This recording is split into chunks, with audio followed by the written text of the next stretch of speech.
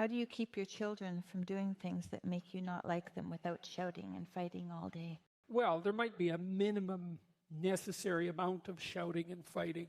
In my first book, I outlined two principles that were derived from political philosophy, one from France and one from the English common law tradition. And the French principle was minimum necessary rules. So it's predicated on this. It's kind of a minimal government philosophy. The idea being that bad rules drive out respect for good rules. And so you have to have some rules. But, maybe you don't want to have too many. And you can understand that because, how many rules do you want to enforce? You want to spend all your time running around enforcing rules? And the answer to that should be no, because you have a life. And then you have to figure out what the important rules are. And so that's the first thing. And you have to talk that over with your wife or your husband. It's one rule we had in our house was that you didn't get to be mean to your sibling. Now, you could be funny, you could play, you could tease even, although you had to keep the teasing on the funny side of funny and not the mean side. And the person you were teasing had a vote on that.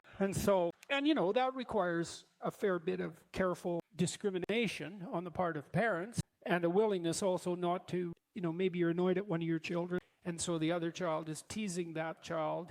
And that's meanly, and that's okay with you because you're irritated at the child. Well, it's like, no, that never happens. It's like, yes, that's why you're laughing. It happens all the time. So you have to kind of keep a clear head about this. And so that was one rule we had, which was you don't get to be gratuitously mean to your sibling.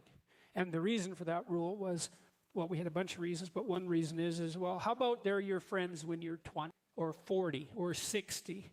You got something there with your sibling that you could have your whole life if you don't screw it up. And so that was a good rule. And so how would we enforce